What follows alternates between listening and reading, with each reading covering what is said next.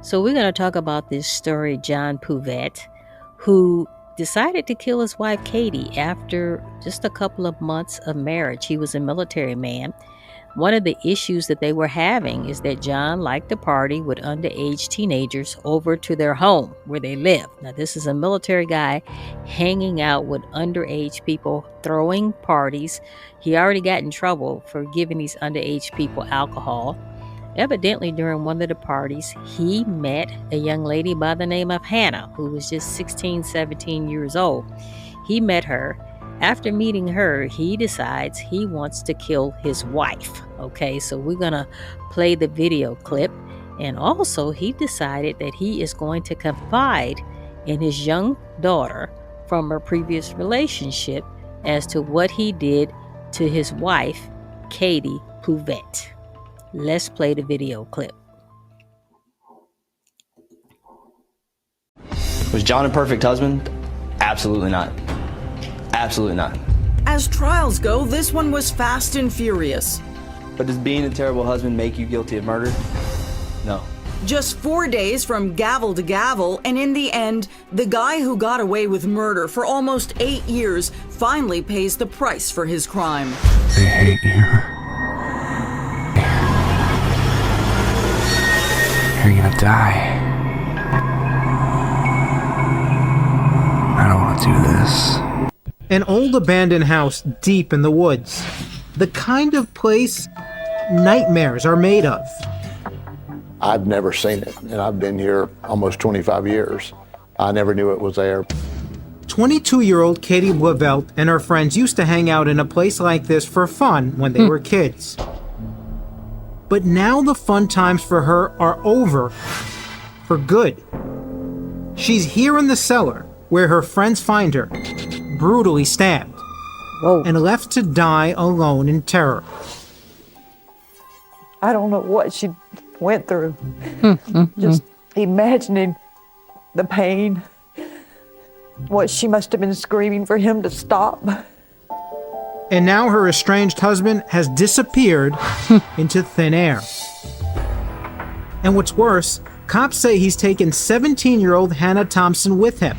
Wow. Virtually a child who nobody has heard from in weeks. I can't believe this is happening to my family. I would have never seen this coming. Do you think Hannah is in any danger? Probably. We consider him extremely dangerous. The marriage of John and Cati Blauvelt is barely 2 months old when trouble invades their home at Fountain Inn, South Carolina. 28-year-old John is an Army veteran who works as a recruiter at local high schools. He has a young daughter from a previous relationship who lives with her mother. And he first meets Cati where she works at a restaurant near his office. She loved him so much and wanted to be a family with him and his young daughter. But cops say John is also recruiting minors to attend regular parties at his house. Among the first people to alert them to the underage partying are the parents of 17-year-old Hannah Thompson. They are worried about their daughter and want her home. A lot of the kids that Hannah was hanging around were hanging out at his house. Police pay a visit to the house, and sure enough, that very night, there is a party going on. There were some minors in the house and some others that were 17 or older. Hannah herself has just turned 17. By South Carolina. You're a grown man. You want to hang out with some teenagers. Crazy. State law, she was an adult technically, but we wanted to make sure that she was okay. Did you charge John Blauvelt with anything? Yes, he was subsequently charged with contributing to the delinquency of a minor, several counts, because there was alcohol and marijuana being provided to the kids by John Blauvelt.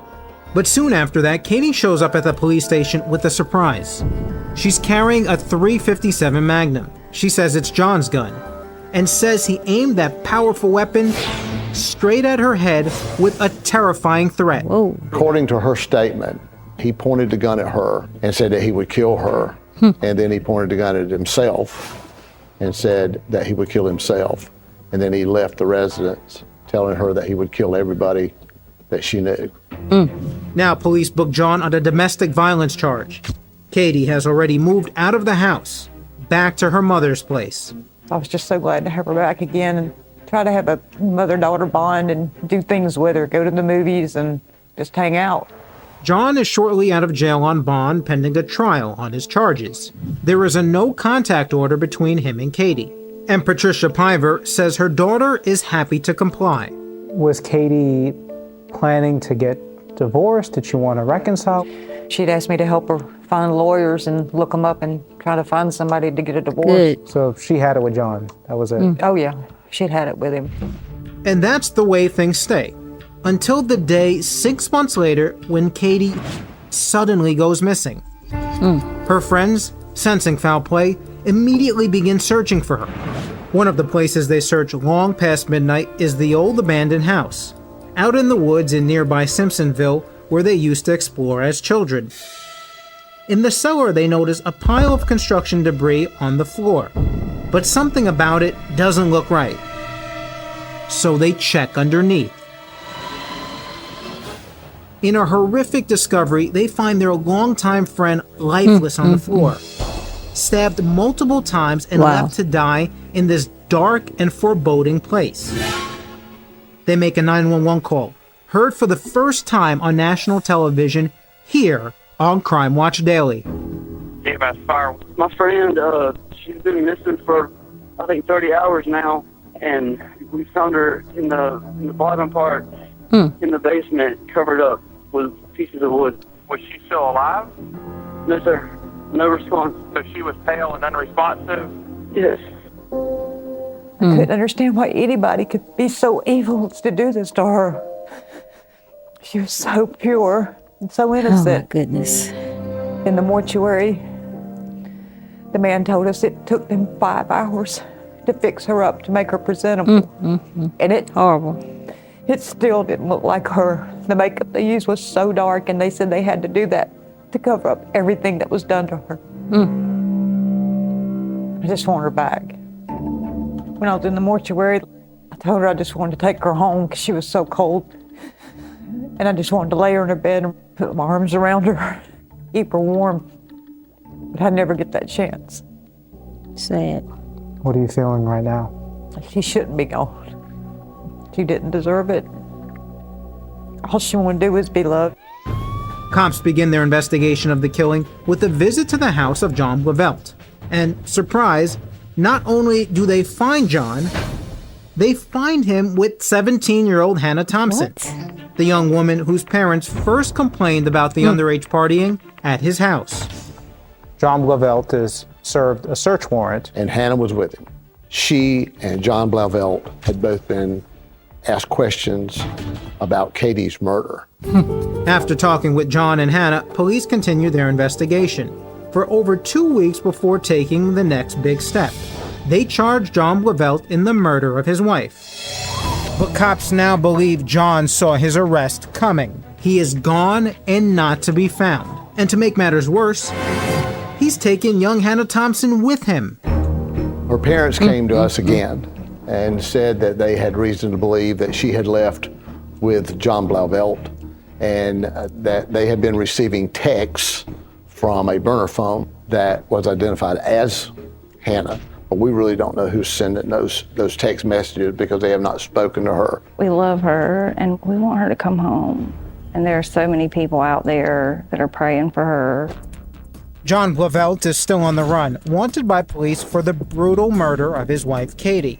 And the former military man has gone off the grid with no trace of cell phones or an ATM card.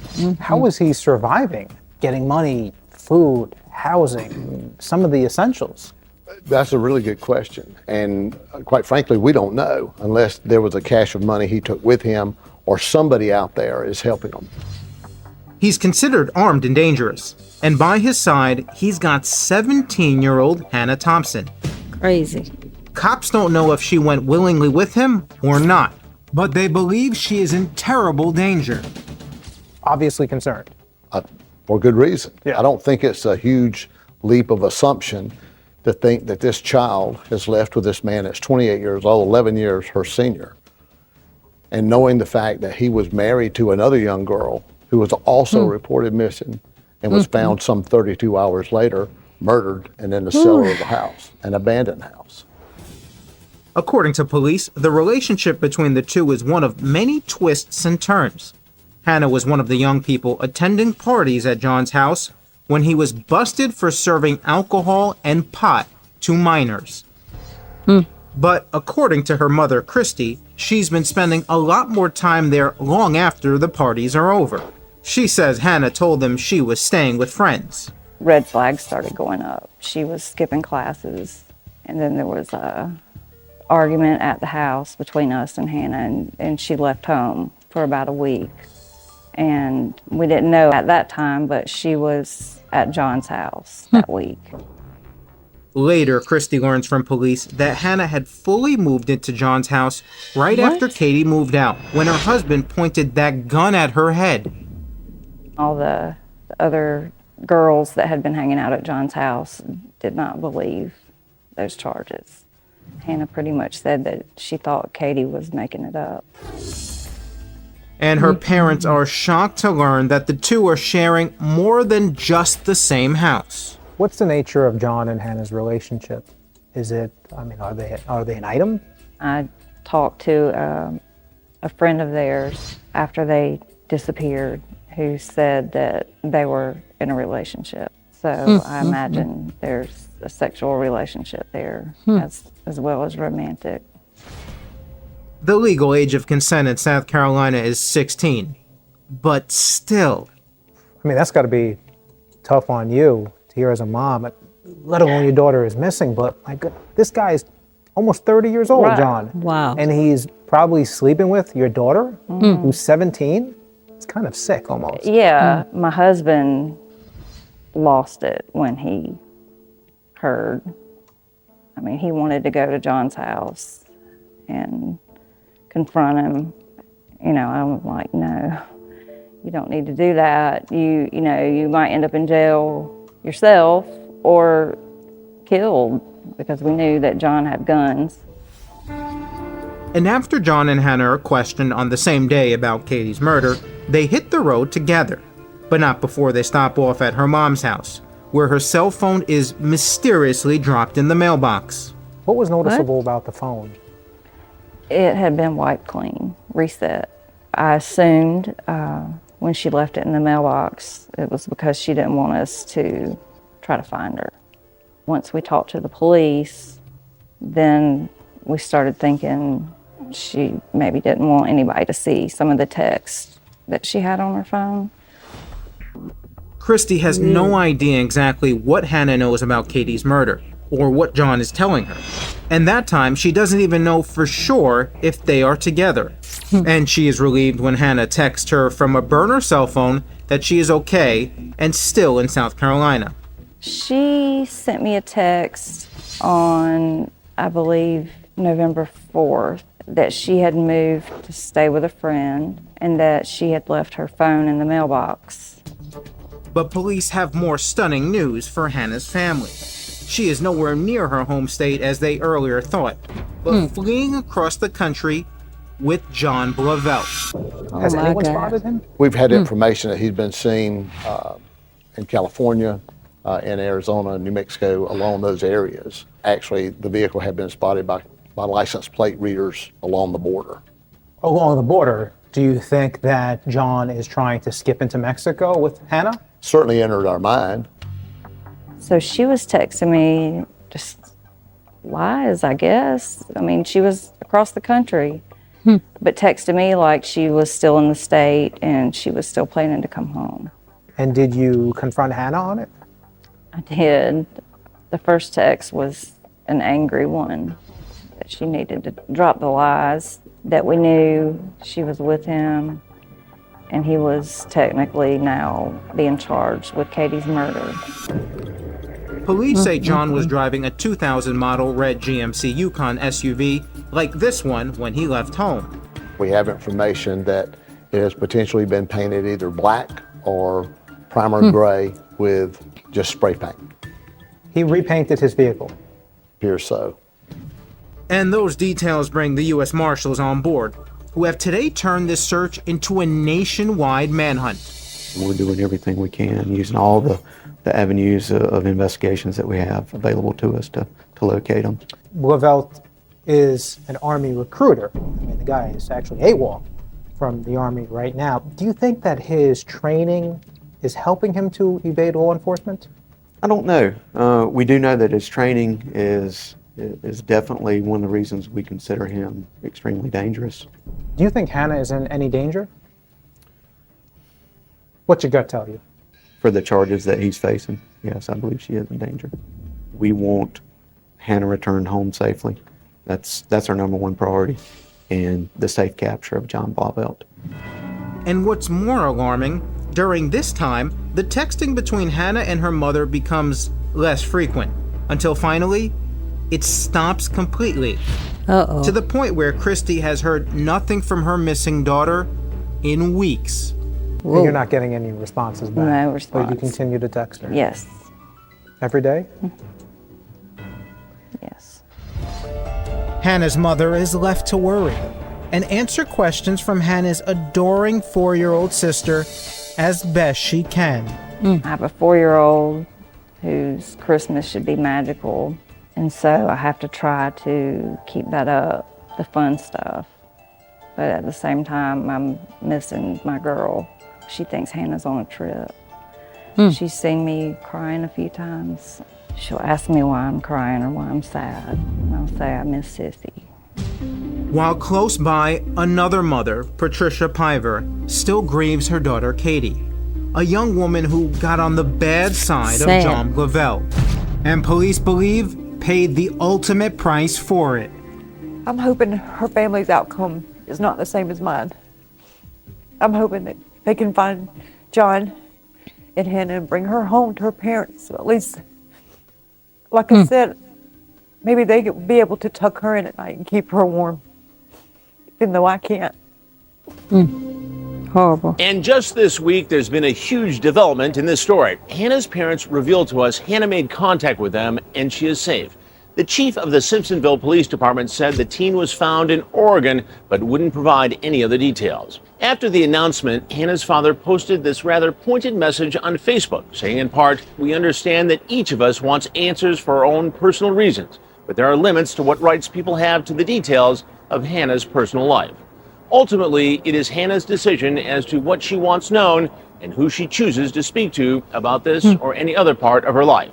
If she confides in you, protect that trust." It was hard to ignore the moment when now 25-year-old Hannah Thompson took the stand, revealing damning testimony of her conversations with John while they were on the run. He told me that he stabbed her in the neck. More evidence showed that Hannah drove John to and from Katie's workplace the day she was killed. He in turn left his cell phone with her, hoping to make it look like he was nowhere near the murder scene. In court, jurors heard what John wrote in his private journal to his daughter from another marriage.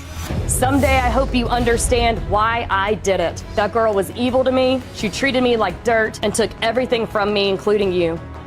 I'm sorry that I had to do that, but there was no other way for me." They were also read an apology he wrote to Hannah. "I love you so much, Hannah.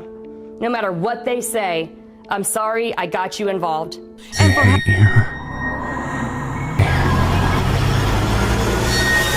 You're gonna die. I don't want to do this.